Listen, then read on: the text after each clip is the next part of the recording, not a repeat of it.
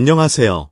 스타의 탄생부터 영광, 그리고 그 이면의 고뇌까지 K-트로트의 모든 것을 기록하고 분석하는 트로트 음악의 세계입니다. 2018년의 어느 여름밤, 한 무명 가수 박영탁은 지방의 작은 축제 무대에서 얼마 되지 않는 관객을 향해 혼신을 다해 노래하고 있었습니다. 그리고 2025년, 같은 남자는 이만 서객 고척 스카이돔을 가득 메운 은빛 물결 앞에서 대한민국 최고의 스타 정탁으로 서 있습니다. 이 극적인 성공 신화는 우리가 열광하는 이야기입니다. 하지만 우리는 종종 잊곤 합니다. 스포트라이트가 밝을수록 그 뒤에 들이오는 그림자는 필연적으로 더욱 짙어진다는 사실을 말입니다. 오늘 우리는 스타덤의 역설, 즉 대중의 사랑이 거대해질수록 개인의 고독은 깊어지는 현상의 가장 상징적인 사례가 된 영탁의 이야기에 대해 깊이 파고들고자 합니다.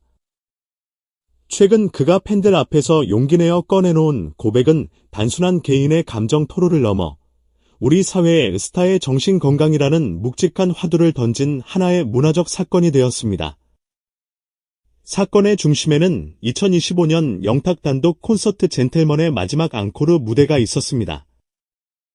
폭발적인 히트곡 메들리가 끝나고 공연장은 팬들의 열기와 땀, 그리고 행복한 비명으로 가득 차 있었습니다. 무대 뒤에서는 스태프들이 서로를 얼싸안으며 성공적인 공연을 자축하고 있었지만 정작 주인공인 영탁은 잠시 무대 뒤편 의자에 앉아 타월로 얼굴을 덮은 채 미동도 없었습니다. 밖에서 들려오는 함성이 마치 두꺼운 벽 너머의 소리처럼 아득하게 느껴지는 순간이었습니다. 이윽고 팬들의 끊임없는 앙코르 요청에 그는 다시 무대로 향했습니다. 하지만 그의 발걸음은 이전과 달리 조금 무거워 보였습니다. 이만 관중의 시선이 집중된 무대 중앙, 그는 마이크를 쥔 손을 몇 번이고 고쳐 잡으며 입술을 달싹였습니다. 그리고 이어진 1분간의 정적. 그것은 비어있는 침묵이 아니었습니다. 2만 명이 동시에 숨을 죽이고 한 사람의 다음 말을 기다리는 이해와 긴장으로 가득 찬 침묵이었습니다. 여러분, 이 함성, 이 불빛들, 정말 꿈만 같습니다. 그런데 가끔은 너무 비현실적이어서 무섭다는 생각을 합니다. 그는 아주 낮은 목소리로, 그러나 공연장 끝까지 울리는 목소리로 말을 이었습니다.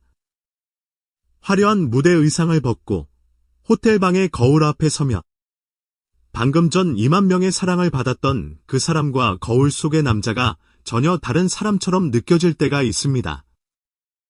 과연 어느 쪽이 진짜 나일까? 어떨 때는 이 두 사람이 한 몸에 사는 이방인들처럼 느껴집니다. 그 간극에서 오는 낯설음과 외로움이 제가 오랫동안 안고 있던 가장 무거운 숙제였습니다. 그의 고백은 외롭다는 한마디보다 훨씬 더 근원적인 것이었습니다. 정체성의 혼란, 현실과 무대 사이의 괴리감. 이는 그가 처음으로 팬들에게 자신의 가장 깊고 연약한 속살을 드러낸 순간이었습니다. 그의 눈가에 맺힌 눈물은 그가 짊어져야 했던 왕관의 무게를 짐작하게 했습니다. 영탁의 고백은 우리에게 슈퍼스타가 겪는 고독의 구조를 해부해볼 기회를 줍니다. 대중문화평론가 김성수 씨는 이를 세 가지 핵심 요인으로 분석합니다. 첫째, 일상성의 완전한 상실입니다. 평범한 사람에게 카페에서 커피를 마시고 공원을 산책하는 것은 일상이지만 영탁과 같은 톱스타에게 이는 수많은 경호와 계획이 필요한 작전이 됩니다. 이러한 물리적 고립은 자연스럽게 심리적 고립으로 이어집니다. 둘째, 감정 노동의 극대화입니다. 김 평론가는 그는 긴간 비타민이라는 페르소나를 유지하기 위해 엄청난 감정 노동을 수행합니다. 슬프거나 피곤해도 웃어야 하고 늘 긍정적인 에너지를 보여줘야 한다는 압박감은 영혼을 갉아먹는 일입니다. 그의 고백은 이 감정 노동의 임계점에서 나온 구조 신호, SOS와도 같습니다.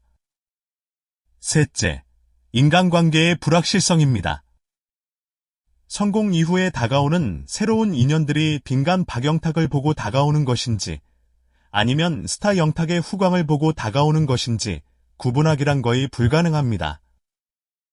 이는 깊은 신뢰 관계를 맺는 것을 어렵게 만들고 결국 기존의 소수의 관계에만 의존하게 만들어 고립을 심화시킵니다.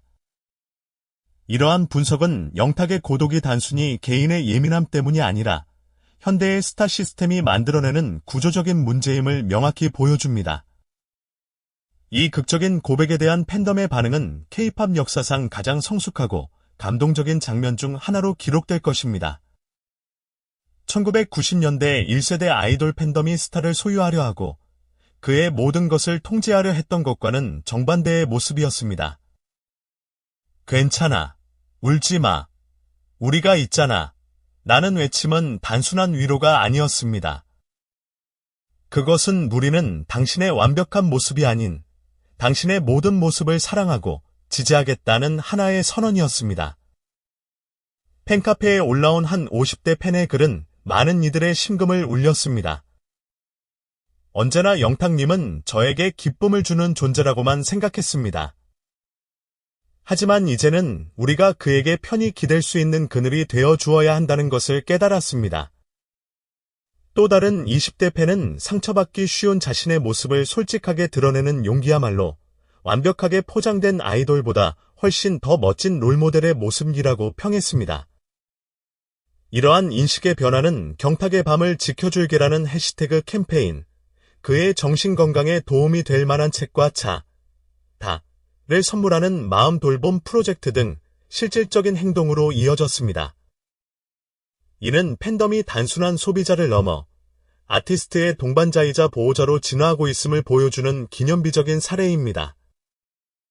그렇다면 이 모든 사건은 영탁의 예술 세계에 어떤 영향을 미칠까요? 예술의 역사는 위대한 아티스트들이 자신의 고통과 고뇌를 작품으로 승화시켜 불멸의 명곡을 탄생시켰음을 증명합니다. 전설적인 가수 김광석이 삶의 고독을 노래하며 수많은 이들을 위로했듯 이제 영탁은 자신의 가장 깊은 곳에 있던 감정의 샘을 발견했습니다. 그의 다음 앨범은 아마도 그의 음악 인생에서 가장 중요한 작품이 될 것입니다. 화려한 편곡과 신나는 리듬 대신 그의 목소리와 진솔한 가사만으로 꽉 채운 콘셉트 앨범을 기대해 볼 수 있습니다. 무명 가수 박영탁과 슈퍼스타 영탁이 서로를 이해하고 화해하는 과정을 담은 자전적인 이야기가 담길 수도 있습니다. 이는 그가 트로트라는 장르의 경계를 넘어 모든 세대와 국적의 리스너들에게 깊은 울림을 주는 마스터 싱어송라이터로 거듭나는 결정적인 순간이 될 것입니다.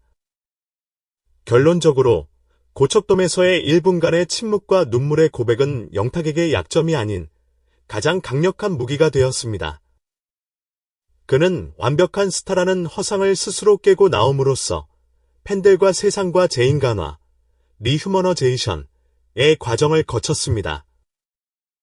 트롯 황태자는 자신의 외로움을 고백했지만 그로 인해 그는 그보다 더 위대한 진솔함의 제왕이라는 새로운 칭호를 얻었습니다. 오늘 영상 어떻게 보셨나요? 한 아티스트의 용기 있는 고백이 우리 사회와 문화에 던지는 의미에 대해 함께 생각해보는 시간이 되었기를 바랍니다. 인간 영탁의 진솔한 모습과